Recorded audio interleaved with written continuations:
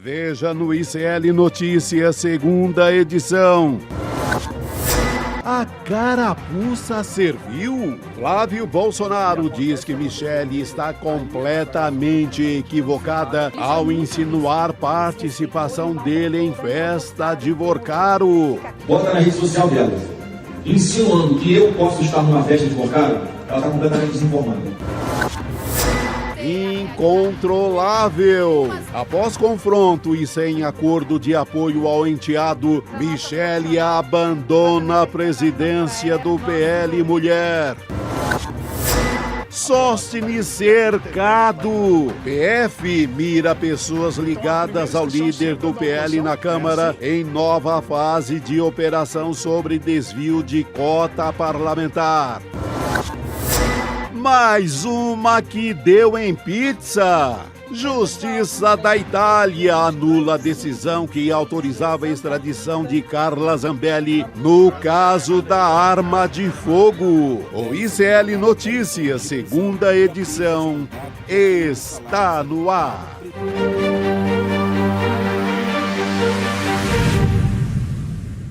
Olá, boa tarde! Seja muito bem-vindo, seja muito bem-vinda. O ICL Notícias, segunda edição, já começou. Estamos ao vivo em todos os nossos canais. E também quero trazer aqui um abraço especial nesta quarta-feira, dia 1º de julho de 2026. Virou um mês, estou de volta aqui com os meus parceiros do ICL Notícias. O nosso abraço para a TV Quirimurê, de Salvador, na Bahia. Mais uma das nossas parceiras, nossa parceria de retransmissão do ICL.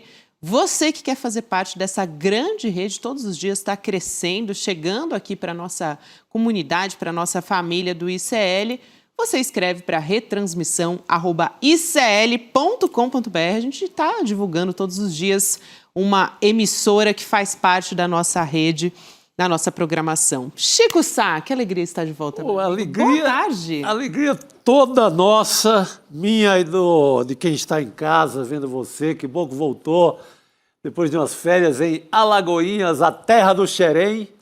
Com leite. Com direito a um Recifezinho ali, não é? Recife, ao Agreste inteiro, Caruaru. É isso mesmo, Chico. Que bacana, delícia, né? que no São bom. João eu peguei a melhor época. Renovada, realmente. fogueirinha ali na frente de casa. São João Roots. É isso, mas eu vou dar um abraço especial para o pessoal de Alagoinha que assiste a gente todos os dias, viu? Que aqui bacana. no ICL, para o pessoal da Rádio Alagoinha, que também nos acompanha. Então, um grande abraço para todo mundo. Agora estou de volta aqui com força total Que no bacana. nosso noticiário, Chico. Mas antes de começar por Brasília, vou trazer os alertas do INMET. Posso? Por favor. Para a gente abrir a nossa... Climão, bota o climão no ar. É isso, vou botar o climão no ar. Vamos nessa. Então, o Instituto Nacional de Meteorologia, qual é o alerta para amanhã? Alerta de chuva, hein, pessoal? Riscos de temporais no sul, queda de temperatura nessas áreas em amarelo e vermelho que você acompanha no nosso mapa. Para quem está nos assistindo em vídeo, claro, aí na sua tela. Mas vou descrevendo aqui para vocês. Tem potencial de perigo de chuva no Amazonas, Roraima, Pará e Amapá. É esse trecho que você vê em amarelo. Também tem alerta de tempo seco, baixa umidade para outras áreas da região norte, além de partes do Nordeste e Centro-Oeste. Então, atenção aí para todo o Brasil. Vamos para o nosso noticiário político, Chico Simbora, Sá? direto para ele. Parece que já temos Heloísa Vilela em Brasília. Que saudade de Heloísa Vilela, que já está aqui fazendo parte com a gente nessa tela. Elô, boa tarde para você, minha amiga. Bem-vinda. Ela voltou! Voltei. Ela Ela voltou voltou. para a alegria de todo mundo que assiste esse programa. Gabi Varela, estamos aqui em Brasília. Estava acompanhando agora a votação do pedido de regime de urgência para aquela proposta da misoginia, para tornar crime a misoginia. E a discussão, minha amiga, se eu te falar o que eu ouvi, é um negócio de louco, viu? O pessoal da bancada evangélica quer porque quer que se faça uma exceção para a religião, que, afinal de contas, a Bíblia diz que a mulher tem que obedecer ao homem, tem que sujeitar ao homem. Foi uma discussão aqui agora do deputado Antônio de Paula com o deputado Chico Alencar. E o Chico Alencar falando, meu amigo, esse texto da Bíblia foi escrito em outra época, está datado, passou, o mundo mudou, enfim. Dia duro aqui. Duríssimo, Elô, para todas nós. A turma quer pegar lá o Velho Testamento para aplicar agora, né? Gente, não dá. Vamos ter um entendimento, saber compreender, interpretar, né? Cada um tem sua fé, sem mexer com a fé do outro. Mas você querer colocar a mulher numa condição lá do Paleolítico, não dá. Pô, não basta... E crime é crime, né, Chico? Pois é, não basta o PL, o que o PL pensa, o que os representantes do PL pensam e falam todo dia em relação ao voto feminino, ao voto das mulheres, ainda querem criar essa exceção. Não, eu posso ofender mulher porque eu sou de tal religião. Pô, lembrando, Elô, só para a gente recuperar, e eu já vou te passar a palavra para você descrever, obviamente, o que você acompanhou, eu posso imaginar o que você ouviu aí a respeito... Tem muita gente falando em liberdade religiosa, mas a gente sabe o que a extrema-direita quer ao defender justamente o oposto, né? O avanço a políticas, a promoção das mulheres. Mas a gente teve aquele decreto do presidente Lula justamente... chamando atenção para isso, para a internet, né, para o crime de ódio, para a discussão de ódio na internet, atingindo diretamente as mulheres. Então, decretos voltados para a internet, não só a respeito disso, teve um outro decreto, ao mesmo tempo que ele assinou a respeito das plataformas, né, para ter uma regulação no momento de eleições, e já olhando para essa urgência tão grande que diz respeito à misoginia nesses espaços, né, Elô? Exatamente, porque é violentíssimo e o incentivo à violência, à agressão física, assassinato de mulheres na internet é uma farra. É uma loucura a gente imaginar isso, mas tem manual do que fazer se a sua namorada, quando você pedir ela em casamento, ela disser que não. Bate, soque, esfaqueie, faça. A Tabata Amaral, que vai relatar esse projeto aqui, acabou de falar agorinha aqui fora, que é exatamente isso, que tem esses incentivos de tudo quanto é jeito para cometer violência e crime contra as mulheres. Então, esse tipo de coisa não só tem que ser proibida, como tem que ser proibida em todo o território nacional. Templo algum tem que ser escudo para esse tipo de crime. Eu me lembro que eu comentei aqui com vocês, já tem umas 2 semanas, que houve uma conversa, ela foi ao Palácio do Planalto conversar com a Secretaria de Relações Institucionais, justamente por causa disso, o que fazer com isso. Havia uma ideia de que talvez até pudesse colocar essa exceção no projeto, porque na hora de ir para a Justiça, não vai ter como isentar alguma pessoa só por conta do lugar onde ela estava. O crime foi cometido, não importa se você estava na praia, na floresta ou no templo. Mas eu não sei, tem muita gente aqui que não quer abrir essa exceção de jeito nenhum. Caramba, se começar a pegar o Código Penal, os crimes, e aplicar cada um aos preceitos da sua religião, eu vou acabar criando uma religião só para me favorecer. Então, abro uma igreja que, não, lá posso matar, posso roubar, Não dá, gente. Constituição. E quem quiser acredita na Bíblia, quem quiser acredita no Alcorão, no Livro Santo, no Buda, em quem bem quiser, nos orixás. Cada religião tem sua boniteza. Perfeito, Chico. Não é? Aliás, quando a gente fala de liberdade religiosa, é isso, né? Porque a gente sabe quais são as religiões que são atacadas aqui no Brasil, né? Como a Umbanda e o Candomblé também, que sofrem muitos ataques. Elô, eu queria trazer um outro assunto aqui, que é bastante importante para a gente olhar esse cenário da extrema-direita, né? O senador Flávio Bolsonaro, ele protagonizou hoje um momento quase de morde-a-sopra, né? Falando sobre a Michelle Bolsonaro. Ele teve um encontro que foi promovido com mulheres, foi promovido pelo Partido Liberal. Se a gente tiver as imagens, agora há pouco ele fez um post nas redes sociais, né? Claro, aquele teatro todo, como se ele fosse um grande feminista, né? Como a gente diz. Parece que é. Colocando fotos, né? Vídeos com as mulheres do Partido Liberal, mulheres da extrema-direita, da direita, mas essa indireta, esse morde-a-sopra dele, claro que diz respeito à ex-primeira-dama Michelle Bolsonaro. Primeiro ele fez um elogio e depois ele rebateu parece que foi uma indireta, né, da Michelle, de que ele teria participado de uma festa do Daniel Vorcaro, o dono do Banco Master. A gente mostrou aqui ontem, eu ainda não estava aqui, mas foi discutido no N2, que a Michelle repostou um vídeo do Antony Garotinho, o ex-governador do Rio de Janeiro, disse ter visto vídeos de festas promovidas pelo Vorcaro com mulheres nuas e homens que defendem a família. Só para a gente entender essa história melhor, vamos ver o que disse o Flávio Bolsonaro. A gente já volta aqui com a Elo Vilela para entender melhor essa história também. Vamos assistir? Respeito demais a Michelle e eu tenho a convicção que a gente vai superar mais esse momento difícil e que ela vai estar caminhando junto com a gente, porque ela sabe que o Brasil não suporta mais 4 anos de PT, ela sabe que mais o governo do PT, nossa família, vai ser ainda mais perseguida, e ela sabe que a única alternativa que tem para a gente mudar esse país é por Flávio Bolsonaro ou indicado do presidente Bolsonaro. Então, eu quero, na frente de todas vocês aqui, parabenizar a Michelle mais uma vez pelo trabalho que ela fez no PL Mulher. Muitas que estão aqui são representantes do PL dos Estados, se interessaram por política, resolveram ser pré-candidatas, inspiradas no que a Michelle falou, no que a Michelle defendeu. E tem que ser reconhecido esse trabalho dela. E já reconheci uma vez, estou reconhecendo aqui de novo. Mas o que ela fez, eu acho que é algo que ela está agora sendo induzida ou não dá para entender muito bem. Quando ela pega um vídeo do Garotinho, quem é do Rio de Janeiro conhece aí o Garotinho, bota na rede social dela, insinuando que eu posso estar numa festa de Vorcaro, ela está completamente desinformada.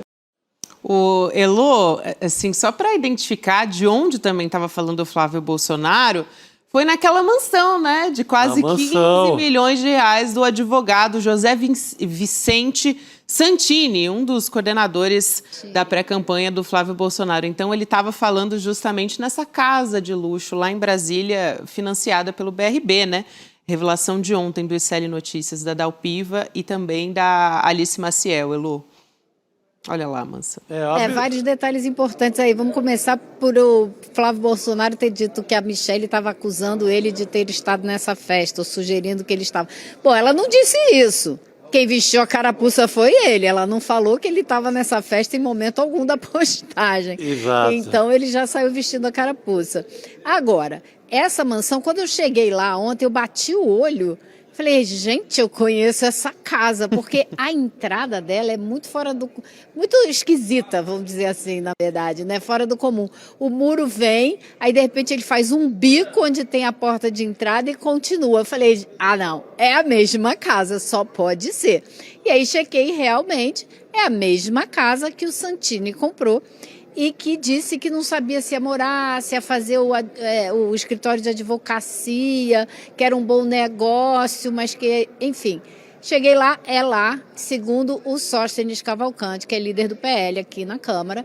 Esse é o novo quartel-general da pré-campanha do Flávio Bolsonaro. O aluguel da casa que eles tinham antes venceu e eles agora estão nessa casa. Resta saber se está sendo paga, se está sendo muito bem paga, se é um empréstimo, se o Santino está emprestando a casa. Acho um pouco difícil, porque ele tem uma prestação de mais de 100 mil reais para pagar pela compra da casa, então ele deve estar tirando uma boa grana aí de aluguel do imóvel e o partido deve estar pagando a ele, que é um dos coordenadores da campanha, por esse aluguel, para você ter uma ideia.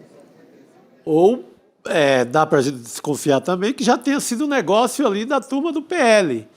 Vamos fazer negócio junto ao Banco Amigo, que é o BRB, o banco enrolado com o Banco Master, o mesmo banco no qual o Flávio Bolsonaro financia também a sua mansão. Então, essa casa é uma casa assombrada por esse empréstimo e por essa desconfiança.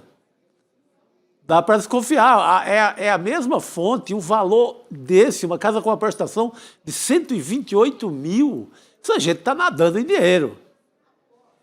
E não é uma gente que, milionário do setor privado, que nunca mexeu com dinheiro público, que comprou essa casa.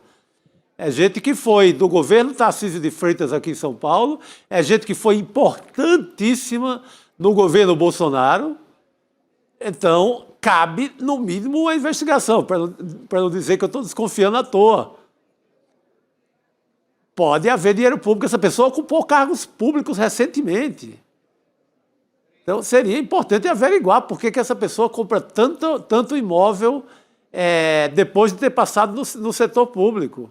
Pois é o patrimônio do Santini, né, desse advogado, só para trazer o nome completo, José Vicente Santini, antes de te passar a palavra, ele integrou o governo Bolsonaro, né, como o Chico estava descrevendo aqui, e ele tem um patrimônio de pelo menos 23 milhões de reais em 9 imóveis adquiridos desde 2022.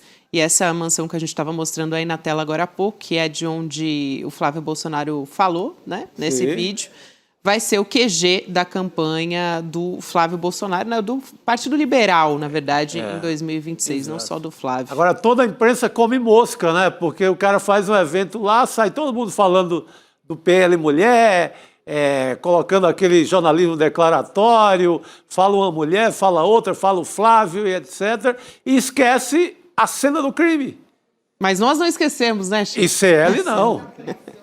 A Juliana Dalpiva, a Alice fizeram essa reportagem ontem, incrível, e a gente está relembrando sempre, porque o local do crime também importa, não apenas o que é falado no local do crime. É isso, Elu. Hoje a gente atualizou essa matéria no site justamente com a confirmação do Sóstenes de que esse é o novo QG da pré-campanha do Flávio Bolsonaro, né? Então, há de saber se tem fundo partidário aí pagando aluguel dessa casa, porque é dinheiro público, né? Tem mais sobre essa história, né? Rondando essa história, na verdade, e o entorno da campanha do Flávio Bolsonaro e dessa briga com a Michelle Bolsonaro, né? Porque a Michelle saiu da presidência do PL Mulher, só que não partiu de uma escolha pessoal dela. A gente já falou muito sobre isso aqui, né? Sobre como o Jair Bolsonaro toma as decisões a respeito disso. Então, foi uma determinação do Jair Bolsonaro deixar a presidência do PL Mulher. Então, a informação é de um interlocutor próximo do Bolsonaro, do próprio Jair Bolsonaro, na verdade, mas ele não quis ser identificado, né? Para não ter nenhum tipo de retaliação. Mas essa versão, é lógico, está contradiz esse discurso oficial que está sendo divulgado pela Michelle Bolsonaro. Ela fez uma reunião até com o presidente do Partido Liberal, o Valdemar Costa Neto, e no comunicado, a ex-primeira-dama, ela disse que ela decidiu deixar o cargo para se dedicar ao Jair Bolsonaro, à filha também. E o Bolsonaro, segundo essa fonte, ele estava bem incomodado, ele estava irritado com os holofotes no entorno da Michelle nos últimos meses, né? Em mais de uma ocasião, em conversas ali com os aliados dele, o Jair Bolsonaro também definiu a Michelle, aqui é ele que está dizendo, tá? Não sou eu. Sim. Ele definiu a Michelle como incontrolável. Um adjetivo assim bastante machista, mas que descreve muito bem, né? É a cara dele, né? Como o Jair Bolsonaro, enfim, enxerga a presença da Michelle na política. E isso foi muito antes dela aparecer naquele vídeo criticando o Flávio Bolsonaro, né? Com teleprompter, com organização, enfim, com tudo que tinha direito. O Estadão diz que o Jair Bolsonaro já tinha dito para dirigentes do PL que ela jamais poderia ser candidata à sucessão. E esse encontro, então, com o Valdemar Costa Neto rendeu muito, né, Elu? Nossa, rendeu muito e hoje estava todo mundo medindo ali quem apareceu, quem não apareceu nesse encontro com o Flávio Bolsonaro e as mulheres conservadoras, né?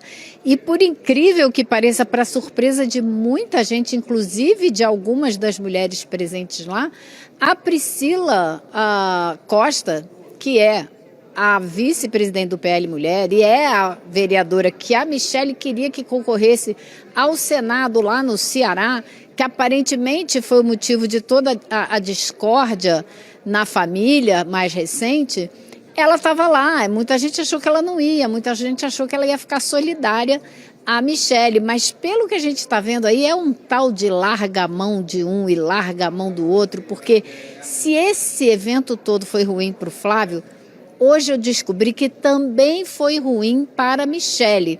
A Manu fez essa matéria falando que o Jair é que mandou ela sair dessa história, né? Tirou ela do PL Mulher. Mas algumas candidatas que estavam nesse encontro com o Flávio relataram que As que têm foto com a Michelle nas suas mídias sociais estão perdendo muita gente, muitos seguidores, em quantidades muito expressivas. Aliás, uma dizendo para outra, você tem foto da Michelle, tira aí da sua mídia, porque está pegando mal. Por quê? Né? Por que essa reação?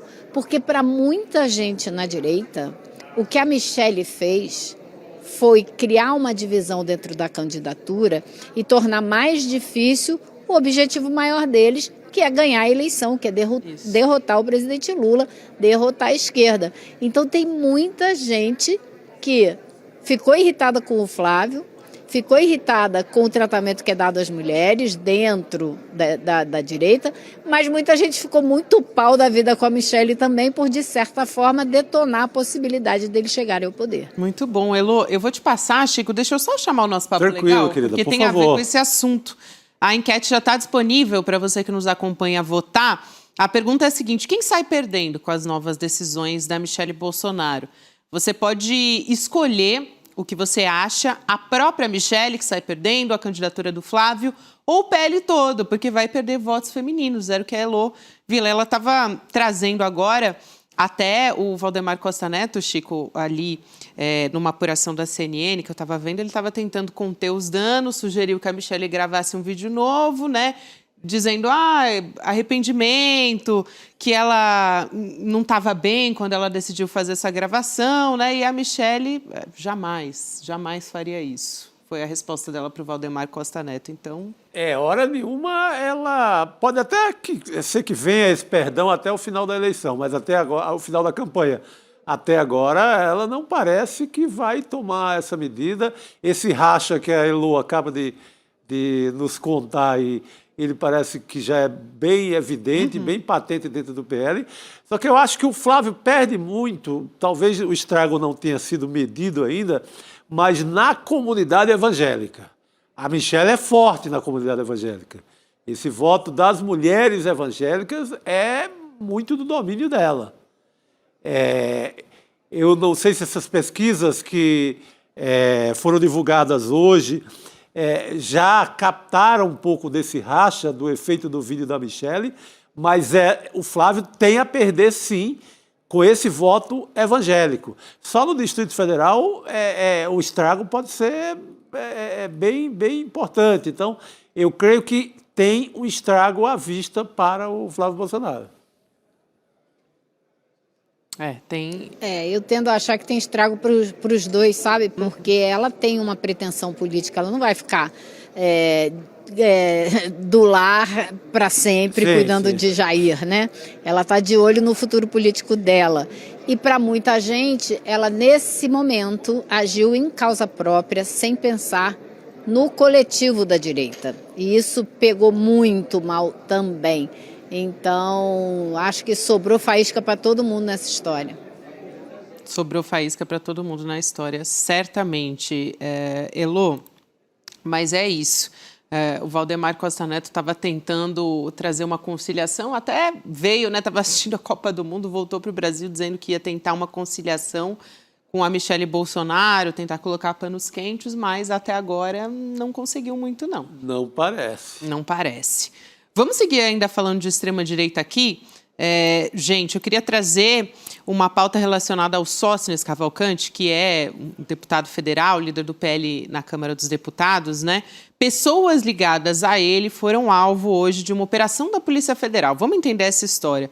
Eles investigam um suposto esquema de desvios de recursos públicos vindos de cotas parlamentares. Então, o Sóstenes, só deixando bastante claro, não estava entre os alvos hoje, porque ele já foi alvo numa etapa anterior, né? Na época, R$470 mil em dinheiro vivo foram encontrados com ele. Você está vendo na tela e também deve se lembrar que o deputado, naquele momento, justificou que os recursos eles seriam a partir da venda de um imóvel, né? Só que a Polícia Federal suspeita muito dessa versão do Sóstenes e, por isso, cumpriu esses mandados hoje para aprofundar, então, as investigações.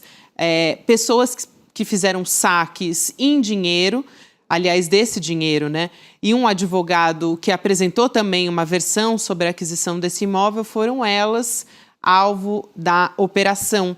E essa desconfiança gira em torno ali de que a escritura foi forjada, viu, o Chico? Até durante as buscas, esse dinheiro em espécie foi encontrado e escondido dentro de um livro falso. Esse que você está vendo aí na tela foi uma parte desse dinheiro, um livro falso de direito, só que o deputado não quis se manifestar a respeito disso. Esse livro ele é muito representativo, né? Até escrevi uma crônica hoje no portal Muito do ICL sobre isso, porque ele mostra ali uma espécie de biblioteca vazia do bolsonarismo, né? Ele é muito representativo, simbólico.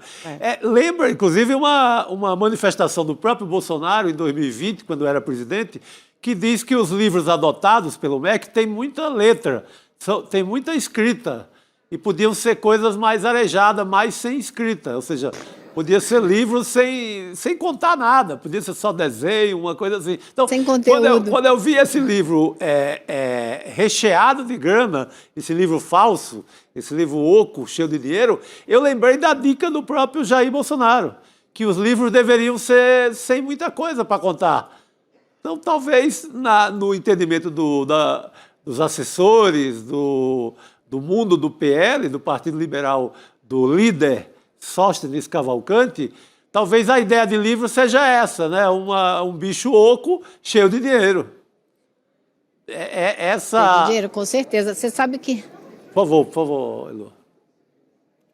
Não, diga, continua. Não, esse livro é um grande símbolo do PL, do Jair Bolsonaro, da ideia que eles têm sobre livro. Até o nosso colega de ICL, o Bernardo Cotrim, ele falou que era o clube do livro do PL. O clube do livro do PL são livros cheios de grana, sem história para contar. Sem história para contar. Nossa, o dinheiro conta uma outra história, né? Como é o caso do Sóstenes, porque hoje ele foi a esse encontro no novo quartel-general da campanha do Flávio, e na hora que ele saiu, eu tentei falar com ele, a imprensa o cercou, querendo saber sobre essa operação da Polícia Federal. Ele disse, não, gente, não vou falar agora, vou sim dar uma coletiva lá na Câmara. Estamos esperando até agora, não teve coletiva alguma, então ele não falou e continuou o resto do dia mudo. Agora, pelo relatório do ministro Flávio Dino, que foi quem autorizou a batida da Polícia Federal hoje, essa ação da Polícia Federal hoje, tem mais coisa aí para desagradar o Sóstenes, porque a Polícia Federal menciona a possibilidade de que a filha do Sóstenes estivesse usando o carro alugado com o dinheiro da verba parlamentar, ou seja, usufruindo da verba do pai para andar num carro ao qual ela não deveria ter direito. Além de falar aí em mais de 15 milhões de reais sacados em espécie para empresas que não tinham funcionários, ou seja, ainda tá dando um desdobramento ainda e ainda tem muita confusão para vir à tona nessa história que envolve o líder do PL aqui na Câmara. Meu Deus! Essa história vai muito longe ainda. Elô, obrigada por hoje, bom ter você aqui com a gente, bom estar de volta e conversar com você também no N2. Elô, um beijo, minha querida. Beijo, tchau, pessoal. Até a próxima. Boa noite, querida. Rodrigo Viana está chegando aqui também para a nossa formação de N2 completa, Rodrigo. Chega mais aqui na nossa mesa. Sabe que esses dias que você estava de férias, Gabi, eu entrava aqui e sempre dava tempo e placar do jogo. Né? Tempo e placar. Tempo e placar. Então, Está autorizado. Eu estava vendo lá na minha folga, né, nas minhas férias, eu estava acompanhando. Jura que você assistiu? De vez em quando, alguns dias. Ah, tá bom. O placar sim. Não a gente aqui. Opa, mas era a Copa do Mundo o dia inteiro. Não, então o né? Senegal está ganhando de 1-0. Eu vi antes de entrar aqui, já estava ganhando. Senegal 1-0 na Bélgica. O gol foi durante o ICL Urgente, a gente estava acompanhando. Foi ainda. E o que aconteceu hoje também foi a Inglaterra dando uma virada em cima do Congo. Mas eu torci tanto pro Congo. Também torci. E a Inglaterra, o Harry Kane, foi implacável, né? Artilheiro inglês. Aquele meme é muito real, né? Eu tô torcendo para todas as seleções que foram colonizadas contra os colonizadores, ainda mais quando vem uma surpresa, né? Assim aí é mais. Importantíssimo, é uma vingança histórica, né? Pois é. Via Tá sendo futebol. muito bom de acompanhar. Esse lado da Copa tem sido muito prazeroso, né? Eu tô me divertindo. muito Se o de Senegal, vamos ver se o Senegal sustenta a vitória aí sobre a Bélgica, né? ver. Eu tô Tomara, tomara. Teve uma outra, né? Teve o Paraguai, que daí não foi colonizado. Olha, pela o que Alemanha. os belgas fizeram na África no geral, pelo amor de Deus. No Congo, né? No Congo. Mas estão apanhando lá do Senegal. Pegue lá o reinado do Leopoldo, pelo amor de Deus. Uma carnificina. Horrível, né? Talvez não tenha existido nada parecido nas outras colônias. Foi tudo carnificina, mas da Bélgica em cima do Congo, pelo amor de Deus. É horrível mesmo. Muito bem. Ô, Rodrigo, aproveitando que você chegou aqui, Vamos lá. já falamos sobre isso essa semana, né? Segunda e terça também, porque domingo a gente teve a noite de estreia da nossa série documental sobre o orçamento Sim. secreto, né? Então a gente tem 6 episódios dos nossos repórteres percorrendo 5 cidades para investigar onde vai parar o dinheiro do orçamento secreto. A gente teve hoje de manhã, eu acompanhei um desses episódios que foi com a Amanda Miranda, Sim. excelente, então importantíssimo, né? Uma conquista da nossa reportagem, né? Do nosso jornalismo independente, que é possível, claro, com o apoio da nossa comunidade do ICL. Então, chamar todo mundo, claro, para assistir, para assinar o ICL, tem até ali o link icln2.com.br e também o QR Code da nossa tela para o pessoal poder acompanhar, poder assistir a série do Orçamento Secreto, e tem aquelas condições especiais para quem chega agora Hoje, e né? assina o ICL, exatamente. Então, vamos ver quais são esses presentes especiais aí para a nossa comunidade que virá assinante agora. Tenham acesso ao Oráculo, a inteligência artificial que consulta o nosso material de educação, os professores do ICL, tenham acesso completo ao ICL Kids e também o ICL+, que tem centenas de documentários. Aliás, o ICL Kids, eu voltei de férias e já fiquei sabendo. Então, assim, é uma novidade atrás da outra. Eu já cheguei pegando mais essa nova. Tem o gorro também, aquele gorrinho exclusivo do ICL, aquele azul, né? Eu vi o Edu Moreira usando. Vi esse também, ele usando hoje no N1 também, o Calejão vestiu. Tem o livro Travessia, do Eduardo Moreira, e tem o livro Democracia e Populismo, da Marilena Chauí também, além, claro, do certificado de membro solidário. Então, você pode ir em icln2.com.br e assinar e apoiar o nosso jornalismo. Assim a gente traz mais séries documentais como essa do Orçamento Secreto, que vem num momento mais importante do que nunca, né? Eleições aí batendo na porta.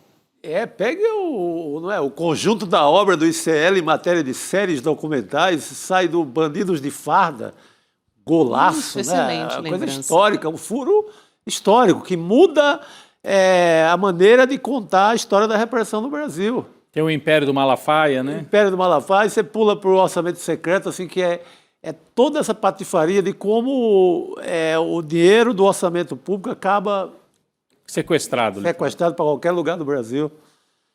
Muito bom. É isso aí, Chico.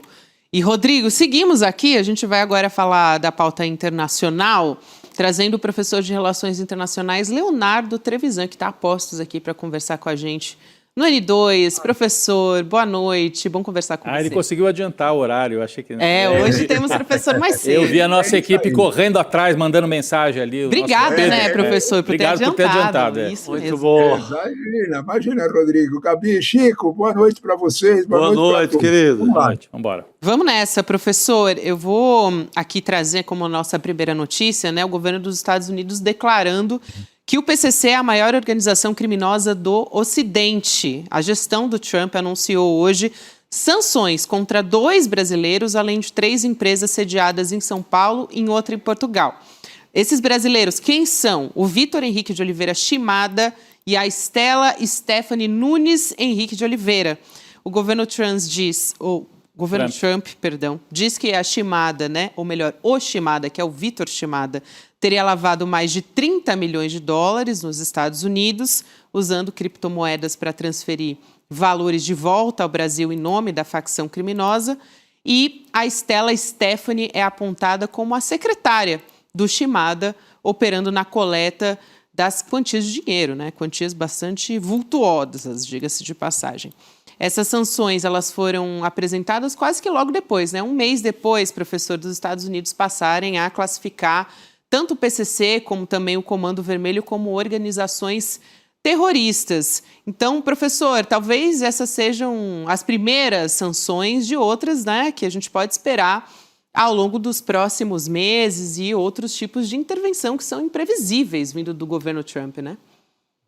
Eu estou contendo a minha língua, né, ficando bem quietinho com ela, porque o que eu gostaria de comentar é que se os Estados Unidos fossem realmente, né, caçar todos os que fizeram negócios escusos, pouco transparentes, com criptomoeda, a situação ia ficar muito, muito delicada em Washington. O jornal Financial Times hoje, por acaso, na verdade ontem, né? Hoje é que nós repercutimos mais, né? Mostrou que há um lucro provado de 1,16 bi em vendas de criptomoeda, aproveitando momentos pouco transparentes. O autor disso, ora, ocupa a presidência dos Estados Unidos. Jornal Financial Times, data de 30 de junho de 2026. Quando a gente olha para isso, não é, e vê que o crime apontado para essas pessoas que precisam ser investigados, é preciso julgar, está direito pleno antes da gente acusar, né? Tem uma séria, vamos dizer desta forma, né? Uma certa concorrência em outros ambientes. Quando essa acusação se faz para 2 brasileiros, eu não estou aqui os defendendo, não sei o que eles fizeram, eles têm que prestar contas do que fizeram.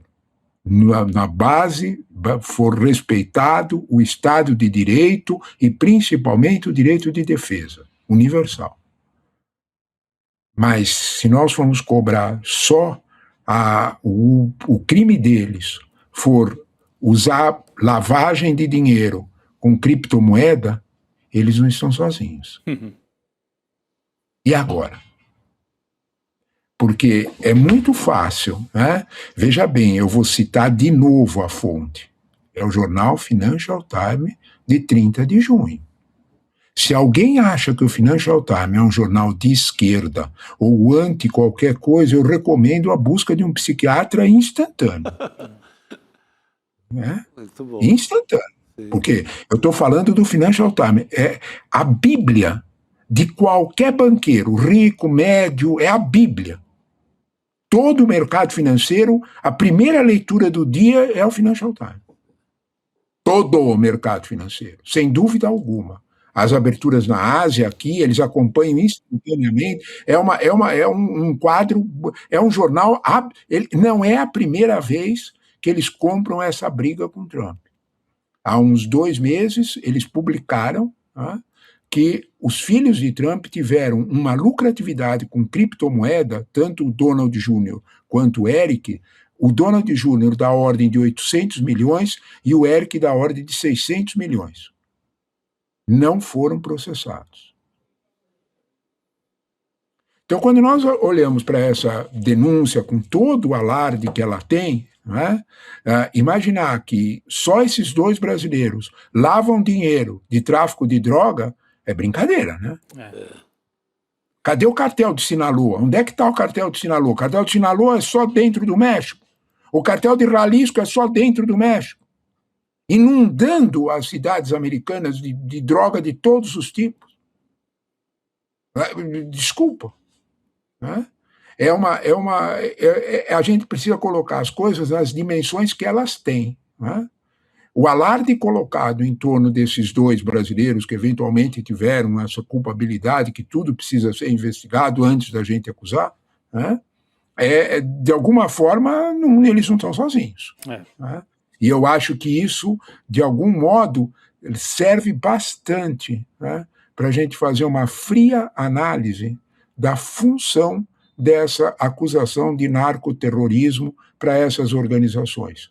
Eu quero deixar bem claro que eu não tenho qualquer intenção de fazer qualquer defesa dessas organizações com facção de droga. Né? eu vou fazer só um comentário do dano que essas facções fazem, né? Hoje, no Brasil, o estado com maior número de homicídios, o estado com mais problemas de segurança pública é o estado do Amazonas. Não é o Rio de Janeiro, não é a Bahia, não é São Paulo.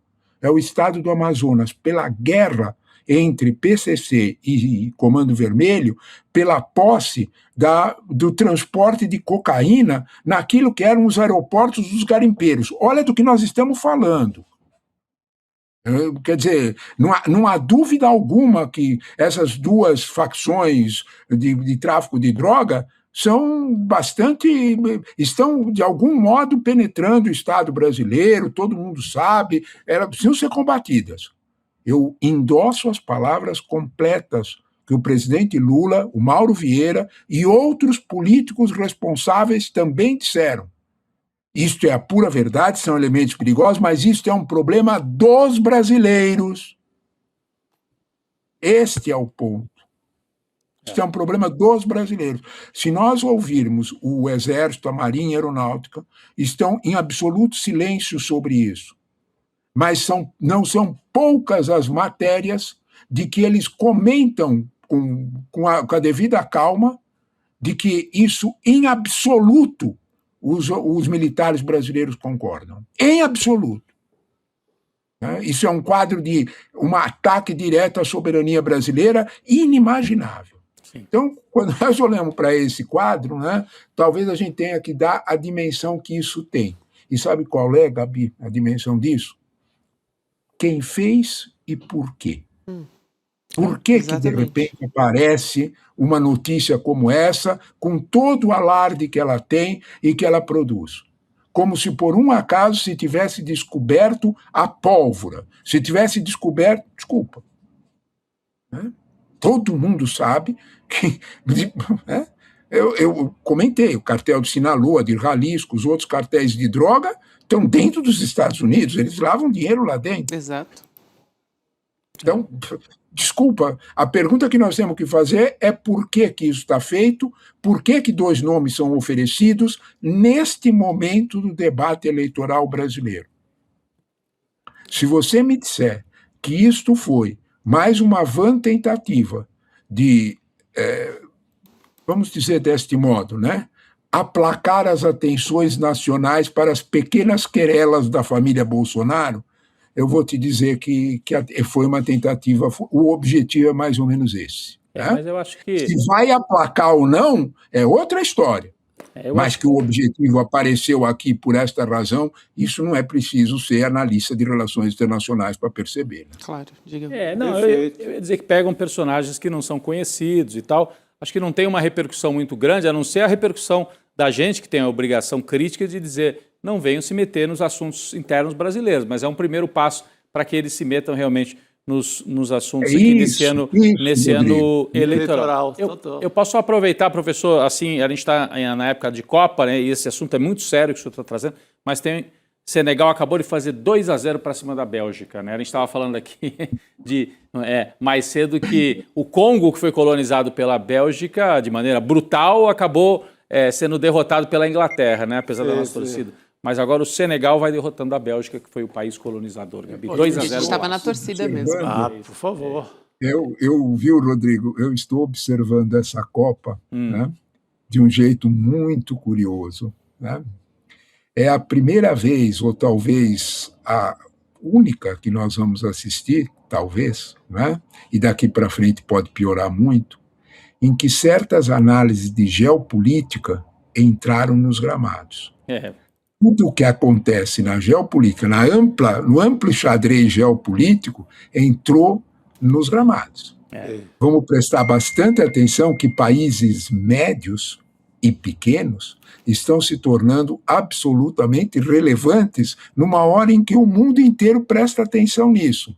Tem um cheiro isso de uma mudança na mente geopolítica do mundo, no cenário geopolítico do mundo, que a gente precisa começar a avaliar. É isso, professor. O Chico, o professor Rodrigo também, eu queria trazer uma outra notícia aqui.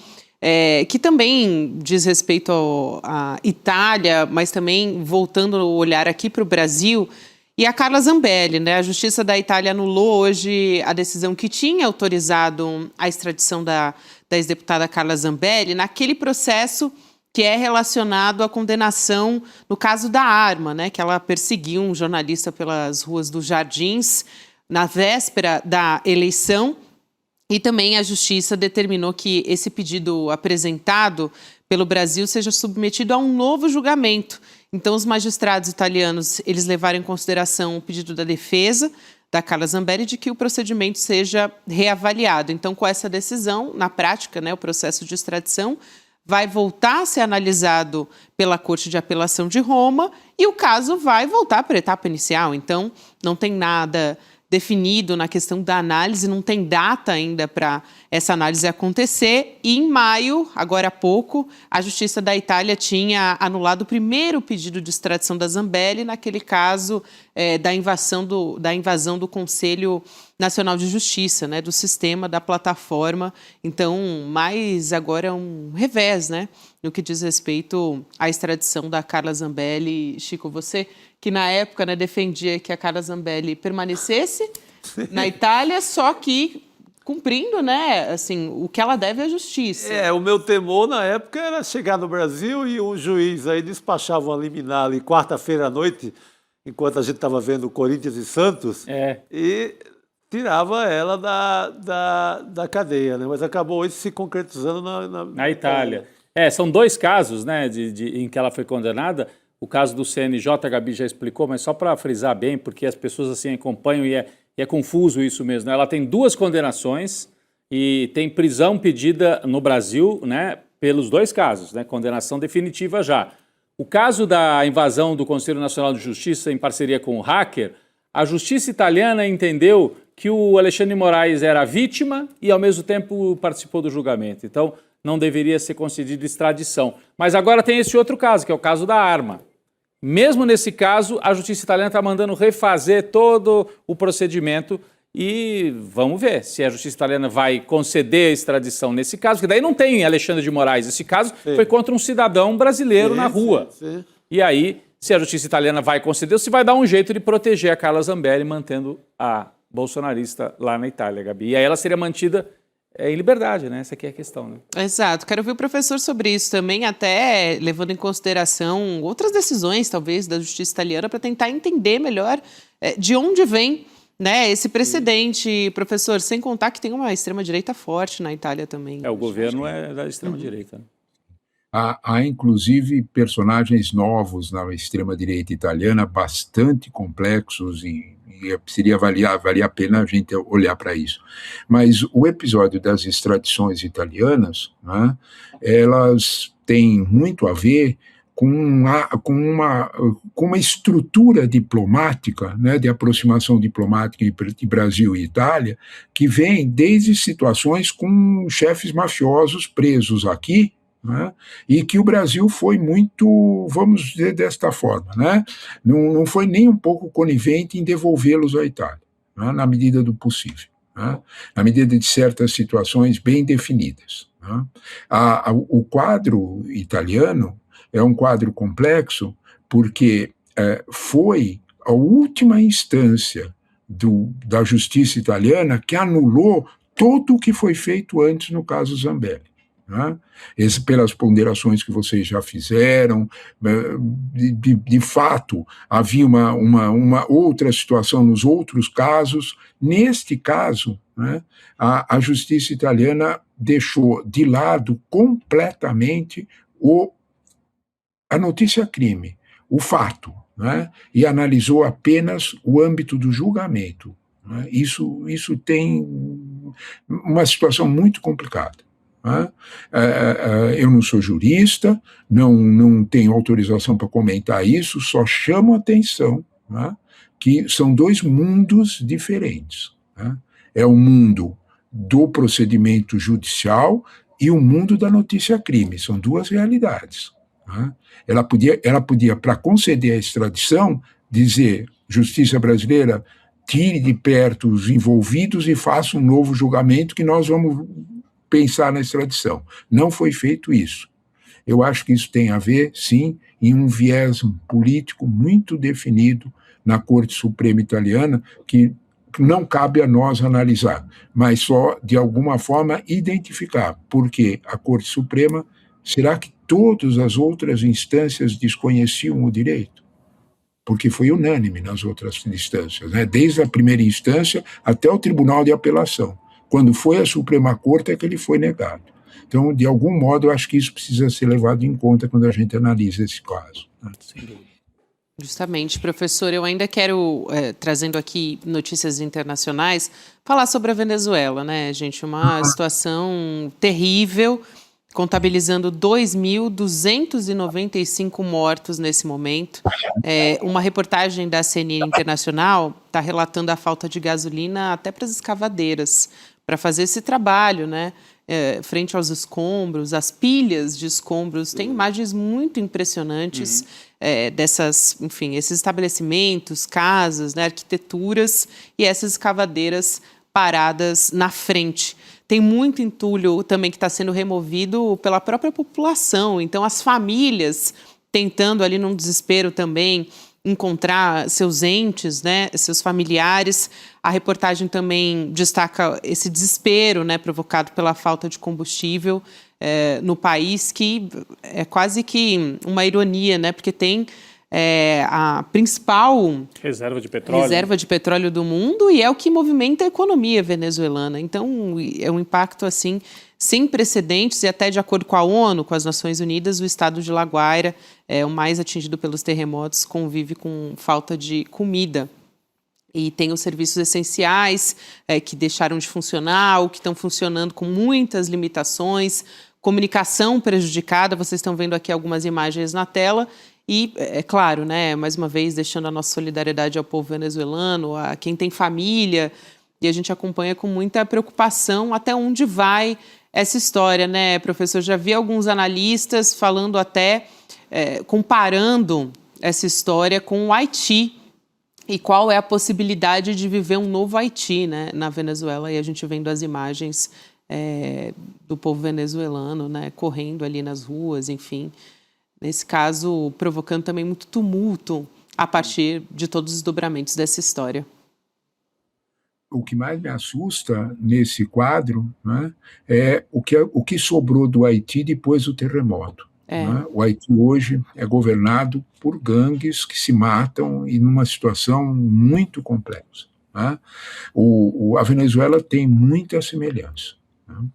Se a gente lembrar, por exemplo, o quadro é no mesmo lugar, né, no Lago Aira, mesmo lugar, né, em 1999, mais de 10 mil mortos, as casas foram reconstruídas na mesma encosta, porque até agora o drama disso, e que a gente não pode esquecer, é que a ONU é a única instituição, um dos órgãos da ONU, né, agora esqueço o nome, já lembro, mostra que há um registro de 50 mil pessoas desaparecidas. Não há nenhuma dado oficial do que aconteceu em 1999 no mesmo lugar, aí por uma outra questão natural, né, que era chuva, né, torrencial, tempestade com vento, né, com furacão. As casas desapareceram da encosta, foram reconstruídas no mesmo lugar. Né? Porque a gente vê a tragédia dos prédios mais para o centro. A gente não está vendo, é por isso que nós estamos falando de 2 mil, 3 mil mortos, e a ONU fala em 50 mil desaparecidos. Nós não chegamos nem perto ainda da miséria mais pesada. Na periferia disso. Não tem prédio na periferia. A encosta não tem esses prédios. A gente esquece que o terremoto foi de 7,5 na sua segunda edição. É o máximo da escala. Então, é evidente que os danos, ainda nós temos muito a averiguar. Foi exatamente isto, Gabi, que aconteceu no Haiti. Os mortos pobres sequer foram desenterrados. É ali, ficou ali. Eu temo muito que isso aconteça na Venezuela. Eu não tenho nenhuma forma de saber quem tem mais razão, mas você tem um órgão da ONU sinalizando que as mortes são muito maiores, número muito maior. Se a gente olhar para a memória de 1999, a gente lembra que não foram só 10 mil mortos, ninguém sabe quantos. Isto pode acontecer agora, né? Então, de alguma forma, a única expressão que me sobra é pobre povo venezuelano. Gabi, a Venezuela, de 2013 para cá, teve um recuo no PIB de 75%, Gabi. São 13 anos apenas. O PIB venezuelano despencou por causa das sanções, por várias razões. A infraestrutura que é o que você registra, não tem gasolina, das escavadeiras. Isso. A infraestrutura desapareceu. Pense nos hospitais. Isto que nós estamos vendo eu repito, é a área rica, é a área melhor, é a área que tem prédio.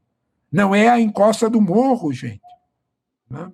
O drama é muito maior do que a tempestade perfeita, né, professor? Infelizmente. Isto foi a imagem que me veio à cabeça quando a tempestade perfeita. Sem a gente contar que 3 dias antes do terremoto estava se montando, não tem outra palavra, Gabriela, uma negociata internacional em torno da dívida externa venezuelana. 240 bilhões de dólares. Isso é um PIB da Venezuela inteiro, 1,5. E essa negociação foi feita, olha, se você me perguntar, se você me dissesse que eu algum dia ia dizer isso, eu ia dizer para você, não, isso eu nunca vou falar. A revelia do Fundo Monetário Internacional, olha em que ponto nós estamos, em que o Fundo Monetário é tudo aquilo que a gente sabe, né? Polícia econômica do mundo, é melhor com eles. Uhum. Quem está dizendo isso é o Instituto Peterson, de Economia Americana. Sabe o que está acontecendo? A dívida venezuelana vai passar a ser administrada, antes do terremoto, essa notícia, por uma empresa de consultoria privada. Que o New York Times mostrou que eram de amigos. Essa empresa é de amigos do Trump. Amigos do Trump. Pobre Venezuela. Tempestade perfeita, sem dúvida nenhuma, Gabi, sem dúvida nenhuma. A conta, na verdade, é muito pior, né? Sem dúvida nenhuma, para o povo venezuelano, professor. Obrigada. Para o mais pobre. Para o mais pobre. Exatamente. Pro mais pobre. Fundamental. Esse não tem prédio, esse não tem nada. Esse só vê se alguém escapou vivo, só contar seus mortos. Nem esse direito ele vai ter. Nem esse direito. Justamente. Professor, obrigada. É importante ter esses esclarecimentos aqui, sempre contando com você para isso. Obrigada. Até a próxima. Obrigado. Eu que agradeço a boa conversa, amigos. Boa noite para vocês. Boa noite, Luiz. Obrigado, professor. Até mais. Aqui, só trazer aqui, antes da gente chamar o nosso próximo convidado, eu dar o spoiler de quem vem aqui com a gente, só quero chamar o novo quadro do ICL, o Agora Faz Sentido, com a nossa querida Vivi Mesquita, esclarecendo assuntos que estão aí no nosso dia a dia. O papo da próxima segunda-feira é o Pix. Aliás, da segunda-feira agora, né? Já está no ar. Esse do Agora Faz Sentido, falando sobre o Pix. Então, esse mecanismo que facilitou tanto... Eu já não imagino a vida sem Pix, né, gente? Acho que nenhum brasileiro é o nosso Zé Gotinha, praticamente, né, Rodrigo? A gente tem um carinho... Primo legítimo do Zé Gotinha, irmão, né? E que é alvo de tanta disputa política, já foi alvo de muita crítica por parte da extrema-direita, né? Na verdade, entregaram de bandeja o Pix, quase... para os Estados Unidos também, e que acabou entrando numa investigação do governo Donald Trump, no fim das contas, essa história.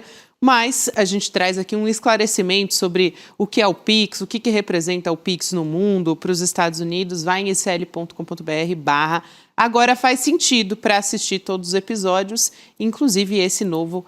Sai toda segunda-feira. Muito bom. Eu acho que eu já contei, mas eu fui para Buenos Aires no mês passado e nas ruas de comércio popular em Buenos Aires, tem muito turista brasileiro, os vendedores oferecem. Aí, brasileiros, se quiser, pode pagar no Pix. Eu não sei como é que eles fazem.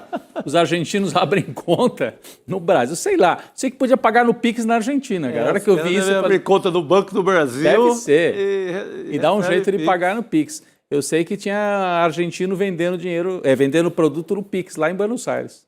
Maravilha, né? Muito para pagar a taxa do cartão, porque quando você compra no exterior, você paga IOF, tem essa coisa toda. Mas isso, enfim, isso é só uma curiosidade. Uma curiosidade, mas é interessante mesmo. Para mostrar como é importante esse tema que a Vivi vai trazer aí para gente. É isso aí. Então, vai lá em icl.com.br/agora faz sentido.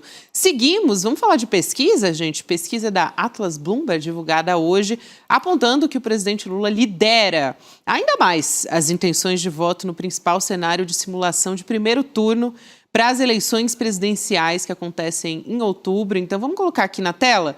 Lula com 46,3%. A gente vai colocar aqui na tela para você. Aí, o presidente Lula aparece, né?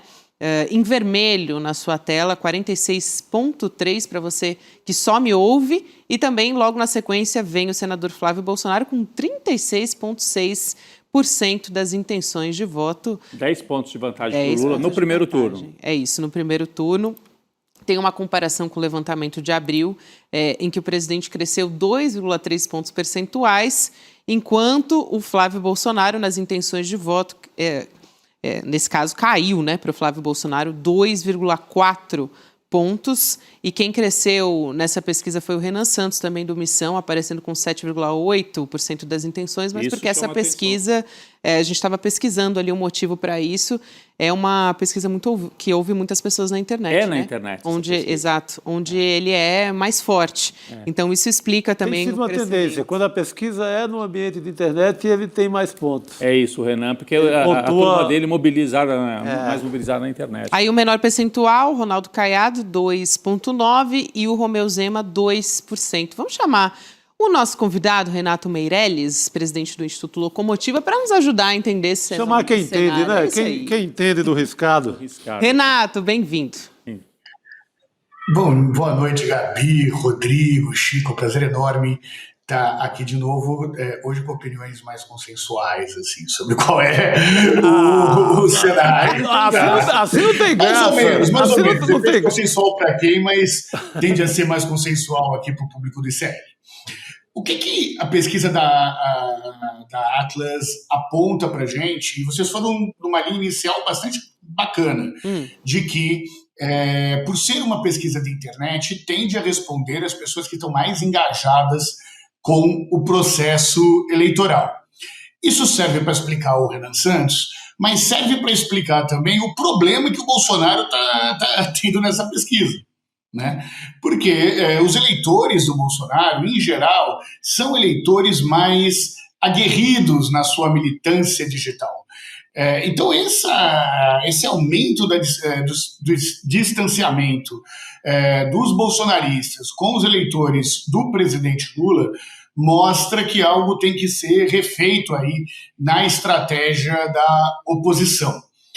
Tem um outro detalhe também, nós vamos voltar a conversar isso, tenho certeza, mas o que significa um desengajamento da Michelle Bolsonaro na campanha do Flávio Bolsonaro. Nessa polêmica, esse vídeo que viralizou nas redes da Michelle Bolsonaro coloca em xeque o que talvez seja um dos principais pilares da campanha bolsonarista, que seja uma suposta defesa da família.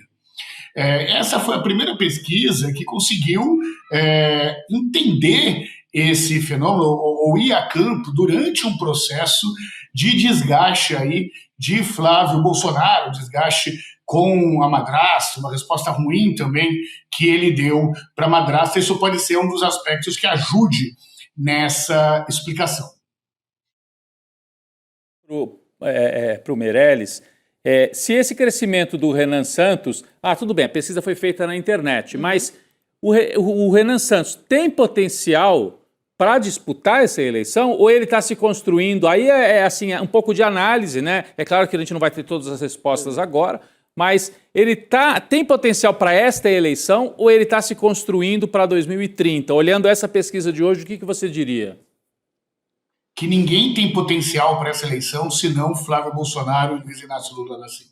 Então bem é uma ilusão acreditar que existe qualquer saída para a terceira via. Eu tenho repetido isso em diversos locais, em diversas entrevistas, para diversos clientes nossos, que vira e mexe vem uma sensação, né? Será que o Renan pode vir? Será que o Caiado pode se tornar a terceira via? E o Zema, grande Zema, será que ele vai conseguir ser um candidato com melhores chances de derrotar o presidente da República?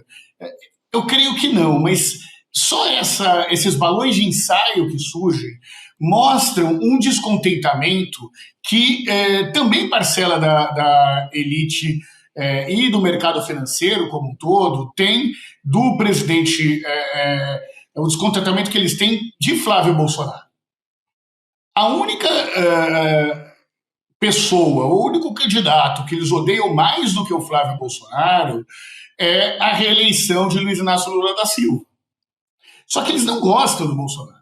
Eles não gostam do Bolsonaro, da família Bolsonaro, pelas denúncias de corrupção. Eles não gostam da família Bolsonaro porque tem um discurso, digamos assim, pouco palatável na forma, porque eles acham que o Brasil bélico não vai a lugar nenhum. Então eles sempre procuram alternativas a isso. Procuraram Simone Tebet, procuraram até o Ciro Gomes como alternativa ao Bolsonaro na eleição passada, e agora procuram no Renan, no Zema ou no Caiado uma alternativa. Tem um outro fator importante para isso.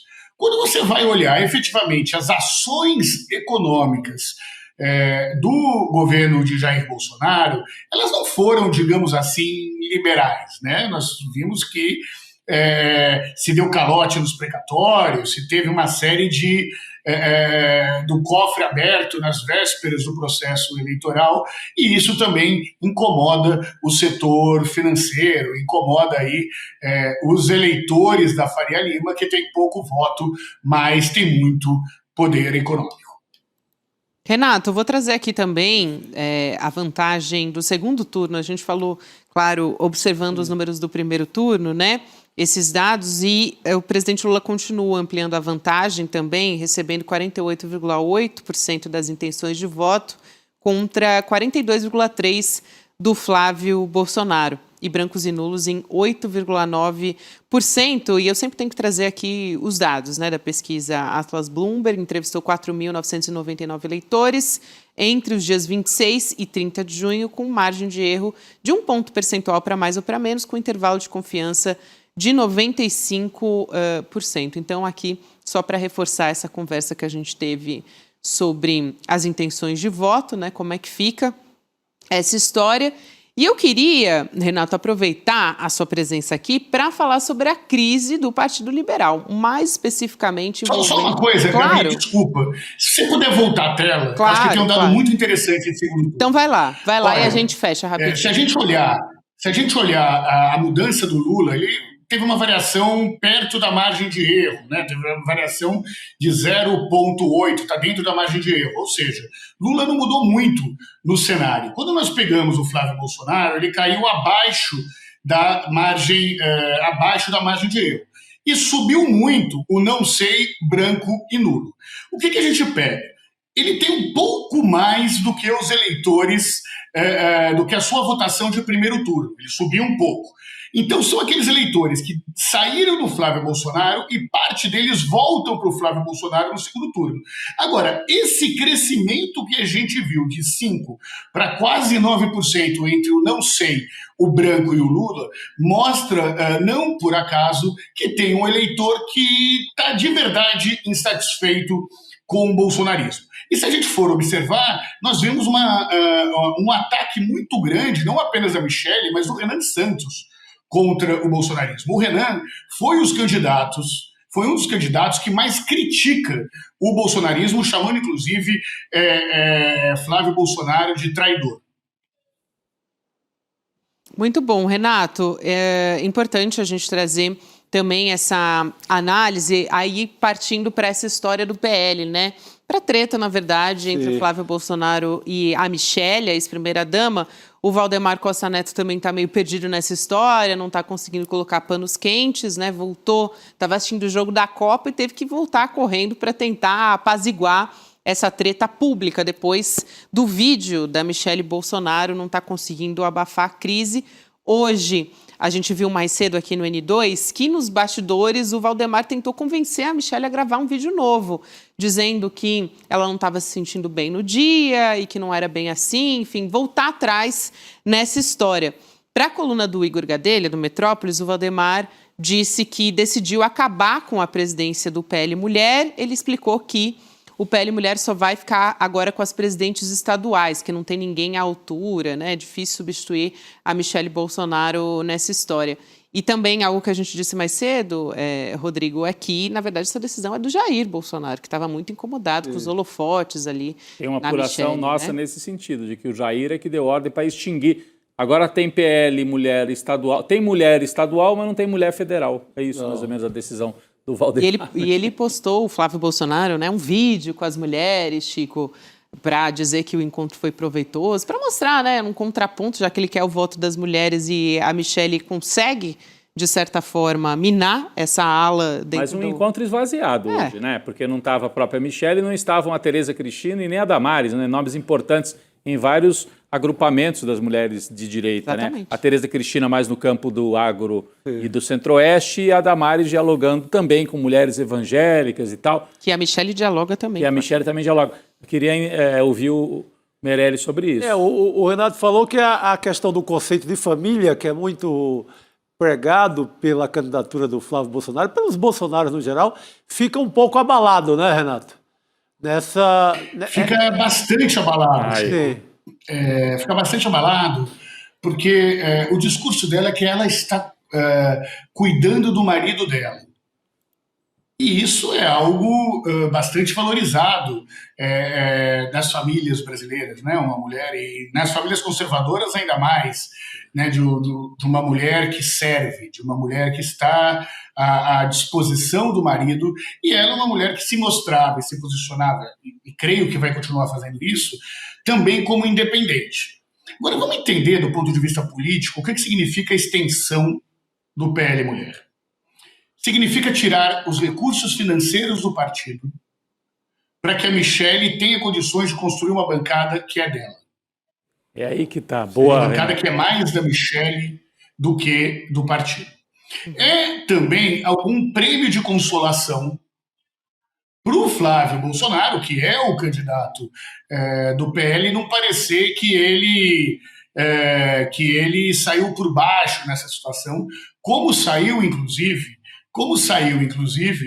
na primeira briga sobre a candidatura do Ceará, sobre o apoio do PL do Ceará à candidatura de Ciro Gomes do PSDB. Né? Naquele momento, a Michelle não voltou atrás, agora voltou a não voltar atrás com relação aos seus princípios, ao cuidar do marido, ao se negar a apoiar uma pessoa que criticou muito Jair Bolsonaro. Mas quando você tem uma estrutura partidária, como era o PL Mulher, você tem recursos partidários para viajar para os estados, para fazer eventos, para dar entrevistas nessas viagens ao Estado. Então é como se o partido tirasse o cargo dela, por mais que seja ela que esteja falando que está renunciando. Foi uma questão aí da melhor forma de apresentar essa saída para a opinião pública, mas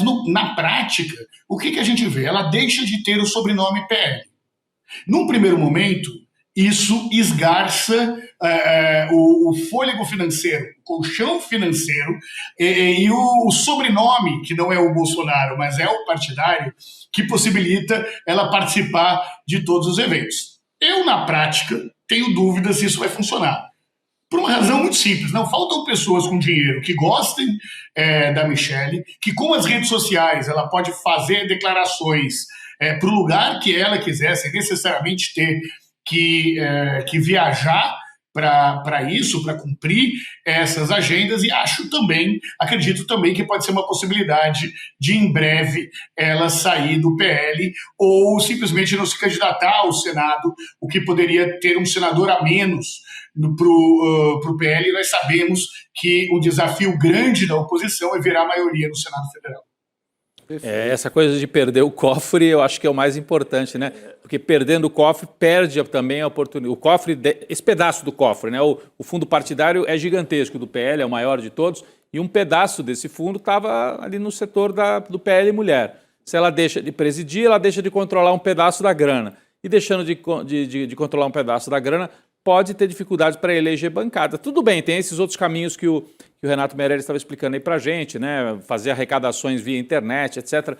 Mas talvez, o caminho escolhido foi dar uma baixada na bola da Michelle dentro da máquina partidária, para que ela não tenha a bancada dela, pensando se ela vai mesmo, como a gente escuta, né, Chico? Faz todo sentido. Que ela pode passar da eleição, romper de alguma maneira com o PL, talvez até com o sobrenome Bolsonaro. Vamos ver, tem gente falando nisso, né? E aí ela não teria uma bancada para chamar para ela e dizer, eu saio e levo comigo, sei lá, meia dúzia, 10, 12 deputados, né? Acho que esse é o movimento. Vamos ver, porque dizem que também, por outro lado, o Valdemar é próximo dela, então esse jogo ainda é confuso para mim. Não consegui entender até que ponto que o Valdemar deu um chega para lá na Michelle, ou se foi um jogo para inglês ver, assim, só para apaziguar. Ao mesmo tempo que ele vai e diz, isso ele falou publicamente, que não sabe ainda se a Michelle vai ser candidata mesmo ao Senado, né? Se ela vai sair como candidata nessa eleição. Tem algumas apurações, por exemplo, na CNN, disseram que ela cogitou até sair do Partido Liberal, se filiar a outro partido. Então, tudo isso ainda parece que... Não sei o que realmente vai se colocar, né, Rodrigo? Se ela sair do partido agora, ela não poderia ser candidata. Pois é. Por outro partido nessa eleição. Eu acho difícil ela fazer essa operação, né? Pensando do ponto de vista da sobrevivência política, o mais lógico seria ela ser candidata ao Senado, mesmo num semi-rompimento com o Flávio, ganhar 8 anos e depois lá para frente ela decide o que fazer. Depois muda de partido. Depois de tanto investimento também, né? Pô, esperou tanto, né?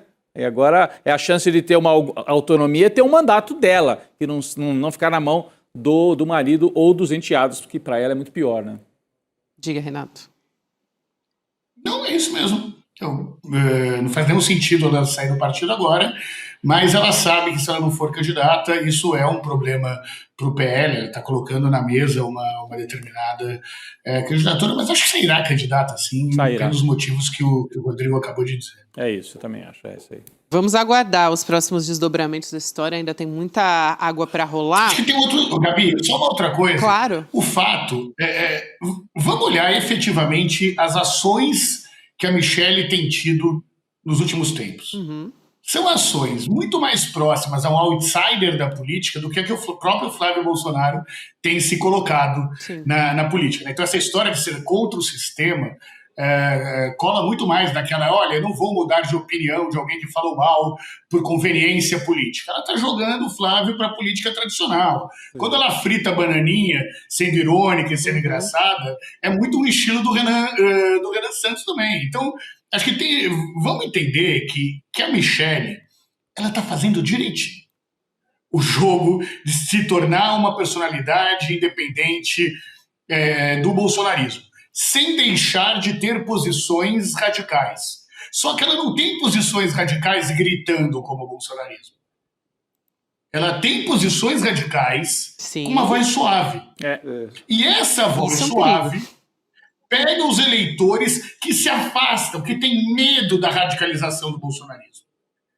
E ao se colocar como algo diferente, ela também tira da militância bolsonarista mais feminina a vontade de fazer campanha para o Flávio, que é uma outra consequência que a gente tem aí. Então, quem poderia fazer militar para o Flávio Bolsonaro, aonde ele é fraco, que é na baixa renda e entre as mulheres, está saindo da campanha.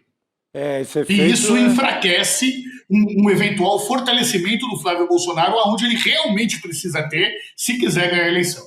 Isso é importantíssimo. Esse efeito é quente.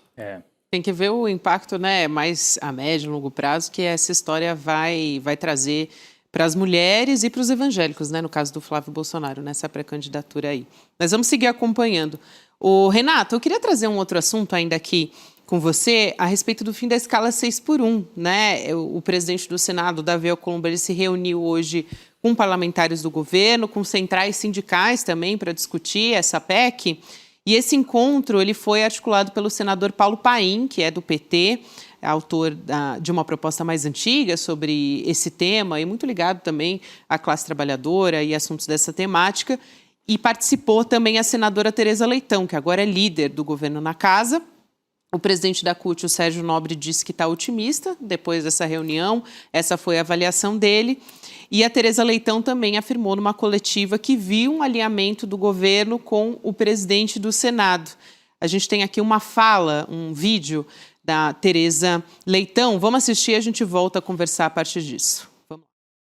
Não há, no mérito, nenhuma discordância sobre o conteúdo desta PEC. Nem da parte do movimento sindical, nem da parte do governo, nem da parte do Congresso Nacional. Nada melhor do que o diálogo, do que ouvir as pessoas, do que analisar a conjuntura para termos essa vitória, tal qual tivemos e que foram todas realçadas e relembradas nessa reunião. Está aí a fala da senadora. E quem participou dessa reunião disse que o próprio Alcolumbre reclamou do tempo de transição que foi aprovado pela Câmara dos Deputados, né? O presidente do Senado defendeu a possibilidade de redução da jornada passar a valer assim que for aprovada pelos senadores. O que aconteceu, gente? Alguma coisa... A pressão valeu, porque ontem o Alcolumbre estava... Os ventos mudaram, né? Ontem ele estava choramingando lá no próprio Senado, dizendo que a Erika Hilton tinha... os governistas estavam subindo pegando muito pesado contra ele e tal. E hoje aparece um novo senador, Alcolumbre? Não sei. O reizinho do Amapá de outra forma. Será que explica isso, hein, Renato?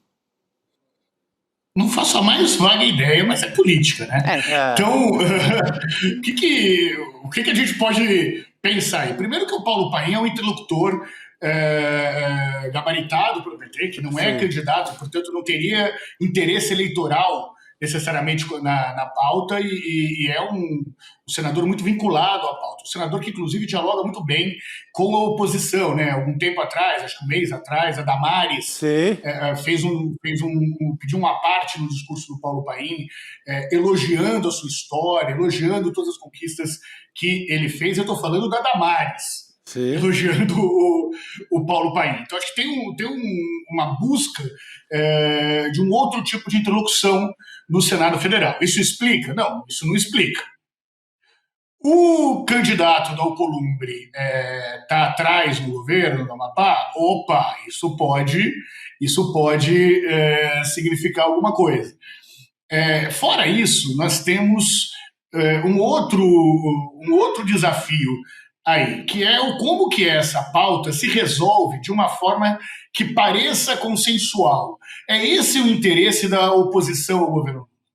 Porque todo mundo sabe que não tem nada, absolutamente nada nessa eleição com maior potencial de voto do que a aprovação da jornada do 6x1.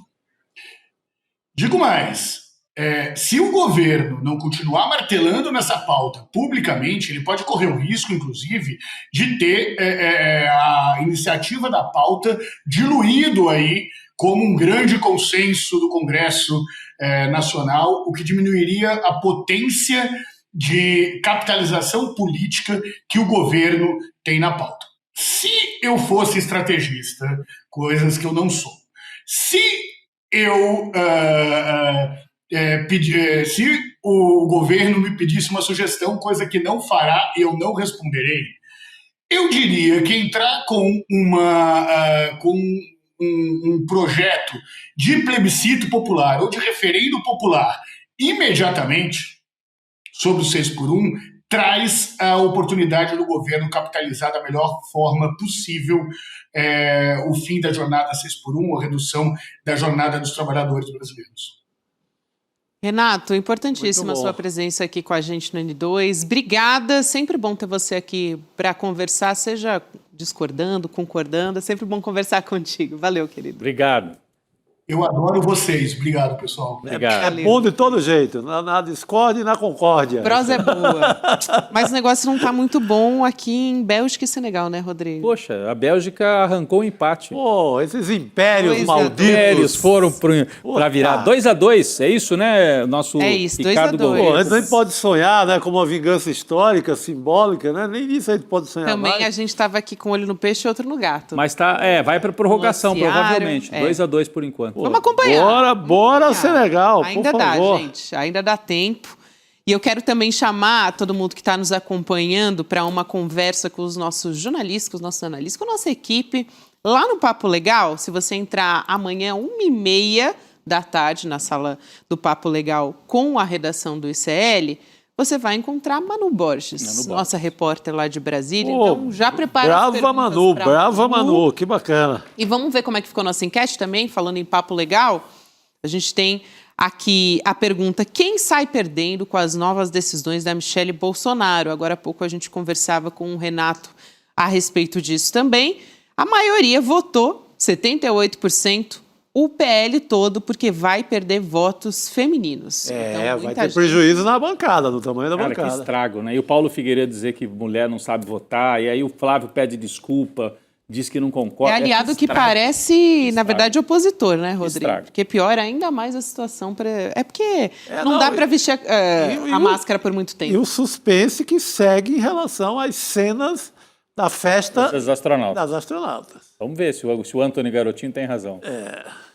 Vamos seguir aqui acompanhando essa história, gente. Agradecer a todos que nos acompanharam. Hélio Ruiz, Lilian Pereira, William Mendes, Silvio Quintino, Joel Valério. E você fica agora com provocação histórica, é isso mesmo? Hoje tem provocação histórica. O eterno retorno de Getúlio Vargas com Maicon Douglas, apresentado pelo nosso queridíssimo Lindener Pareto. É porque eu voltei numa quarta-feira, então fiquei na dúvida, né? Tô na cabeça que era segunda-feira. Mas é quarta. A minha semana começou hoje, mas estamos na quarta. Vamos de provocação. Lindener Pareto, o homem da história. Pessoal, bom estar com vocês de volta. Boa noite a todos. Até amanhã. Até amanhã. Valeu, Gabi. Boa noite. Eu quero meu dinheiro, não venha quanto descontar em minha festa, não precisa dinheiro roubado. Eu quero o meu dinheiro certo. Aqui, os carros chegavam 2 de cada vez para trocar sacos de dinheiro. No total, Lira, quando era presidente da Câmara, aprovou mais de 90 milhões de reais para Rio Largo, sem que o autor das emendas fosse identificado. Foi entregue em dezembro do ano passado, está todo esburacado. Você não vai falar com a gente? Com a dinheirama do orçamento secreto, Rio Largo poderia ser um município modelo. Rio Largo não tem saneamento básico. 4 milhões nessa brincadeira, enquanto aí tem gente sem saneamento básico, tem rua esburacada. Isso é dinheiro de roubo, de corrupção.